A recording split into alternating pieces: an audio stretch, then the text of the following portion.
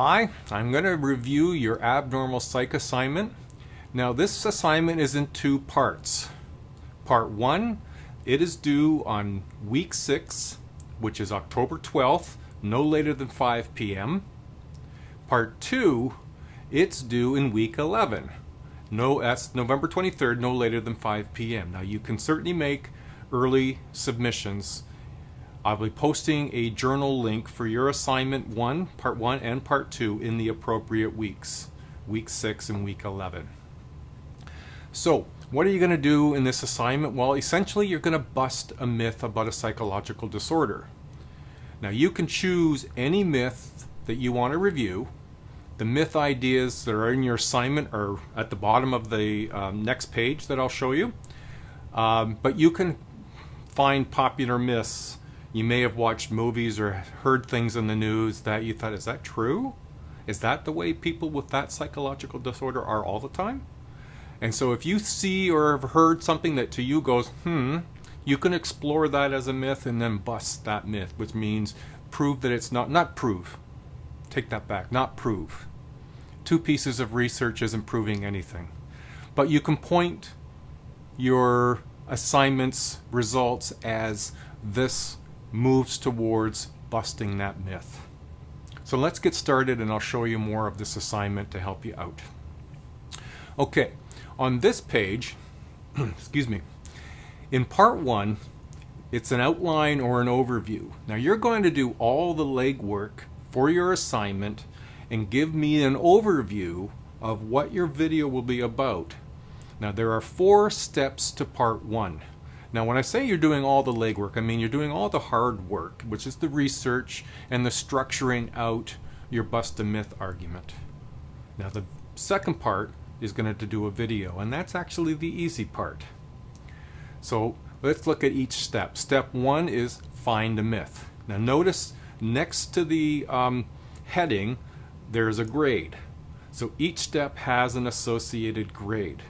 And there are all sorts of myths and psychological disorders, and at the bottom here are examples of some, and you may be aware of others. You can select any from this list or you can create your own. So first, decide on a myth that you want to bust, and then find 2 academically sound resources that help you to debunk the myth. Ensure you're using current data, 2010 or later. Make sure they're reliable, facts-based resources. So I'm going to highly recommend you use the Georgian. In fact, I'm not going to highly recommend. Use the Georgian Library. Ask the librarians to help you. They're very useful, very helpful, very supportive, and they can show you how to get reliable, authoritative, and credible fact-based resources. They'll see this. They have this assignment, so they can help you with that. So don't use Google. It's not always reliable, and you have to do all that fact checking yourself.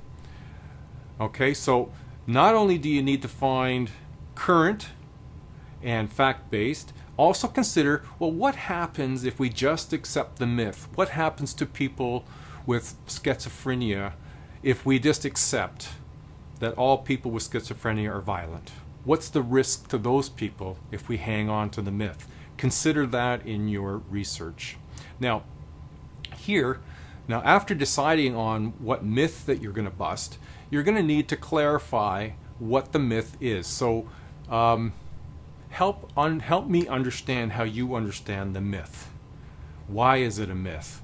What's the underlying, where's the data come to create this myth? You're going to find a lot of it in popular media. Even in current news, myths get expressed frequently. Now step 2 is interrogate or explore the myth. What is it about? And develop your own counter argument. How are your resources helping you debunk the myth? What information do your resources give you that say this myth isn't true because? Now step 3 is to create a working thesis. This is a clear expression of what you intend to accomplish with your assignment. You'll see a bit of a formula for you at the bottom there. Step 4, you need to include in part 1 assignment 2 PDF versions of your resources. And again, I'm going to repeat, this is where the library staff can be a big help. The library's websites give you access to PDF versions of database documents that you'll search, and these will be posted along with your summary that's also going to be in a PDF. So what you're going to be doing is you're going to be posting 3 PDFs in week 11 journal, your assignment journal, and that will be your overview and 2 sources. And then I'll look at those and I will provide a grade for you that you'll see in Grade Center. Now you're also going to see how the overview will be assessed. Now on page 5 here you're going to be informed about the videos portion. Now part 2, which is due in week 11, November 23rd, no later than 5 p.m. in your assignment journal in week 11.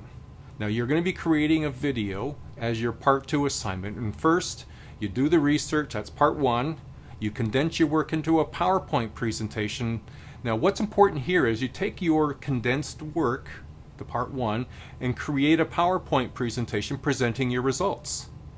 Now what I want you to pay attention to, and it takes a little work, but make your PowerPoint presentation as text-less as possible.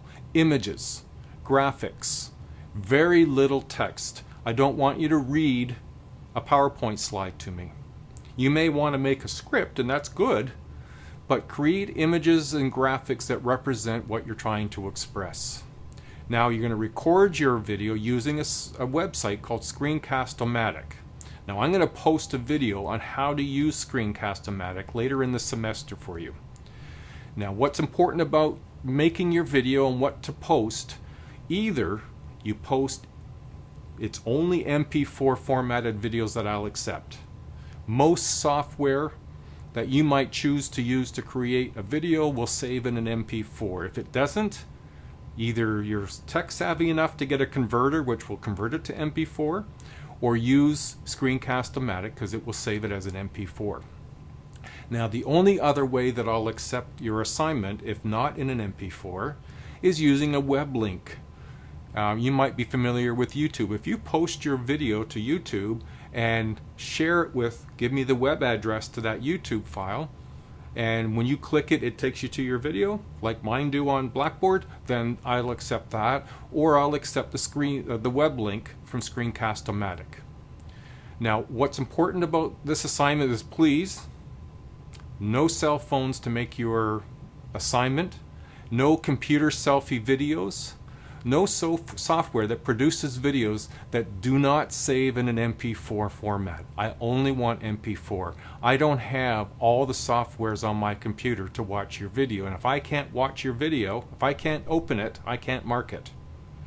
MP4 or Screencast-O-Matic and YouTube links would be accepted. Okay.